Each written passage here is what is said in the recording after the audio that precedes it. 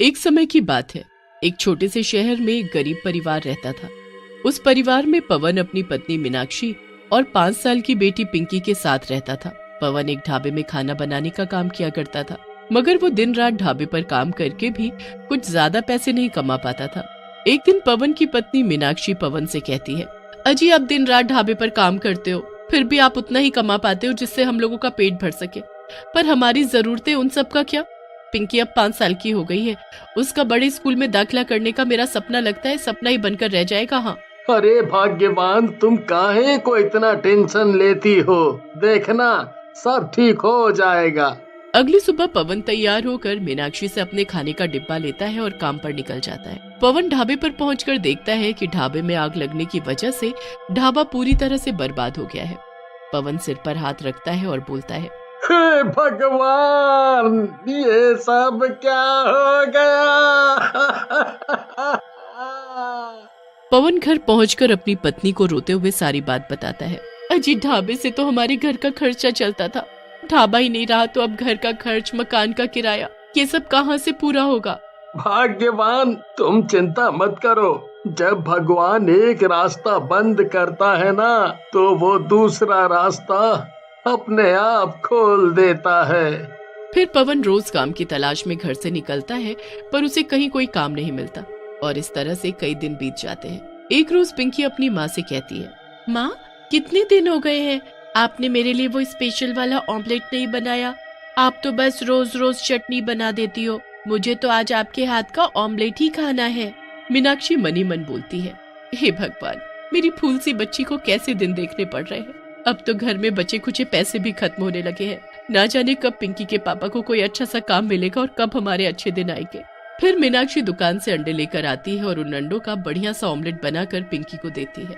तभी पवन भी थका हारा घर आता है और बोलता है, अरे वाह, आज तो रसोई से बहुत ही अच्छी खुशबू आ रही है।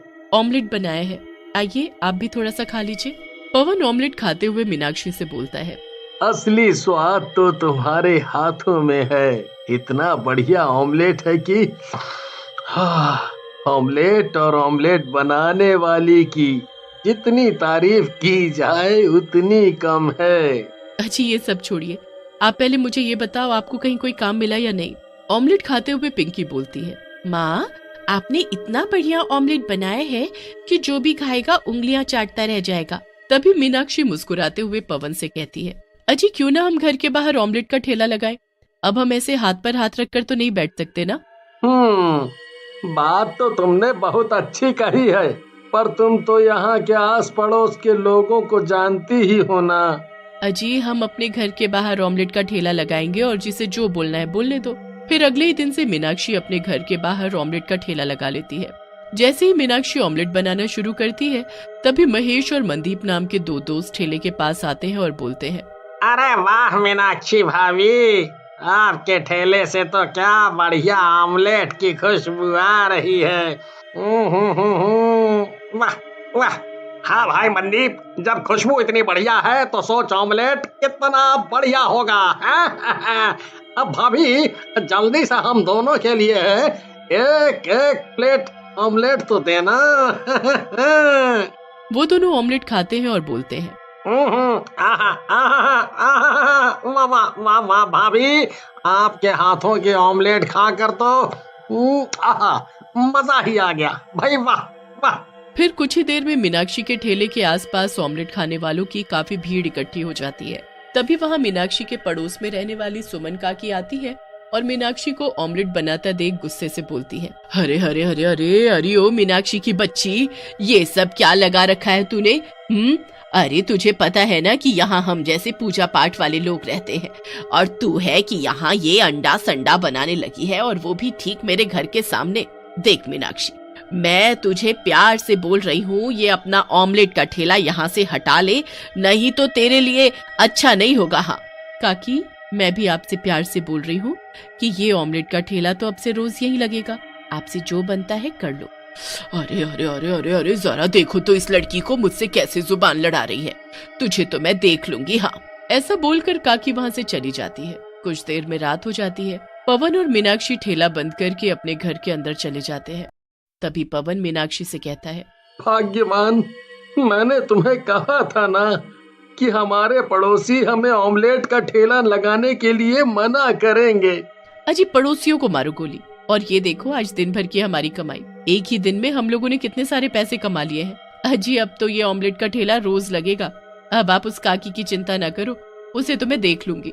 अब मीनाक्षी रोज घर के बाहर ऑमलेट बनाकर बेचने लगती है। मीनाक्षी के हाथों की बनी ऑमलेट खाने के लिए दूर दूर से लोग आने लगे थे और कुछ ही दिनों में मीनाक्षी के घर के हालात सुधरने लगे थे। मगर सुमन काकी रोज मीनाक्षी के ठेले के सामने खड़े होकर उसे बहुत जली कटी सुनाती थी और मीनाक्षी भी काकी को पलटकर जवाब देती थी। एक दिन काकी सुबह सुबह मीनाक्षी को हाथ में थैला ले जाते हुए देखती है।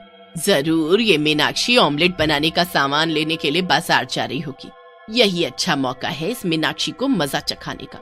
जैसे ही मीनाक्षी नाले के पास से गुजर रही होती है, काकी पीछे से मीनाक्षी को धक्का देकर नाले में गिरा देती है।